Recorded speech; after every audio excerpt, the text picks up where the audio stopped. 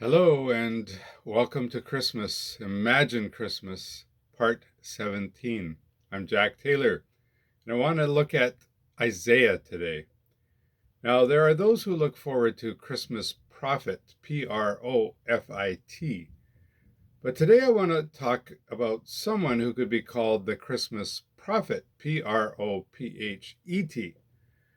Isaiah is one of those people who have the privilege of seeing what is going to happen far in advance. And while he may never have understood all we do in looking back, it is clear that God opened his eyes so that we could see the wonder of the Christmas story. One of the things I like to do at Christmas is put together one of those huge nativity jigsaw puzzles. And there are so many pieces that are jumbled together, and some of them seem to fit nowhere, even when I'm looking at the box cover picture. Eventually, I stick with it, and all the pieces fit. Well, the puzzle maker knows what needs to go where. In the middle of Christmas, Isaiah the prophet has some big pieces to contribute. He sees the bigger picture. And it's Isaiah who lets us know that a virgin will conceive and give birth to a son and call him Emmanuel. In Matthew, in the Gospel story, chapter 1, verses 18 to 23, we read that whole puzzle piece fit into place. It says this: "This is how the birth of Jesus the Messiah came about. His mother Mary was pledged to be married to Joseph, but before they came together, she was found to be pregnant through the Holy Spirit. Because Joseph, her husband, was faithful to the law and yet did not want to expose her to public disgrace, he had in mind to divorce her quietly. But after he had considered this, an angel of the Lord appeared to him in a dream and said, 'Joseph, son of David, do not be afraid to take Mary home as your wife, because what is conceived in her is from the Holy Spirit.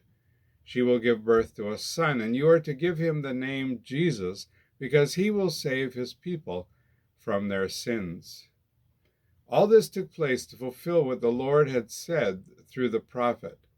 The virgin will conceive and give birth to a son, and they will call him Emmanuel, which means God with us."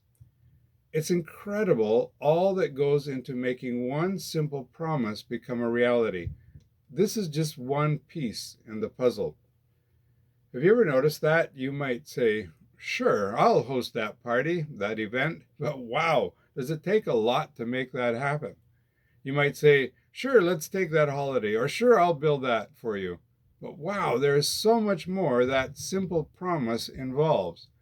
Well, God is invested in ensuring that all the needed details are looked after so that his promises become a reality. The Christmas promises given to Isaiah give us the assurance that God will keep any promises he makes to us. There's more promises and pieces for Christmas.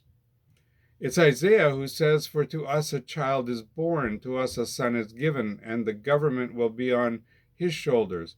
He will be called Wonderful Counselor, Mighty God, Everlasting Father, Prince of Peace. Of the greatness of his government and peace there will be no end. He will reign on David's throne and over his kingdom, establishing and upholding it with justice and righteousness from that time on and forever." The zeal of the Lord Almighty will accomplish this. God will do what he promises. You can almost break into those Christmas songs like the Messiah with verses from Isaiah like this. Well, for Isaiah, 700 years before the puzzle pieces of the Christmas story would come together in the life of Jesus, there are some tough times. King Uzziah had been on the throne leading the nation for 52 years. Everything was changing. Assyria was creating pressure. Isaiah had gone into the temple to offer incense. Uzziah had gone into the temple to offer incense, and he was struck with leprosy. He was secluded the last 11 years of his life, and then he died. And at the very time that the king dies, Isaiah has a vision of the Lord high and lifted up, in control. He recognizes that while the world of then may be in turmoil, there is a king over all who is orchestrating everything for his own ends. So the Christmas story he is writing will happen, as He designed it to happen. Your world may be a little chaotic these days. There is someone above it all able to take care of the details so that everything that needs to get done gets done. All the pieces will fit when they need to. Like Isaiah, we may not understand all the details that have to be worked out in our lives, but we can know the one who is working these details together. That's the beauty of Christmas. It's a yearly reminder that everyone who is meant to be part of the story will be where they're meant to be when the time is right. Let's live with that hope and imagine Christmas again tomorrow.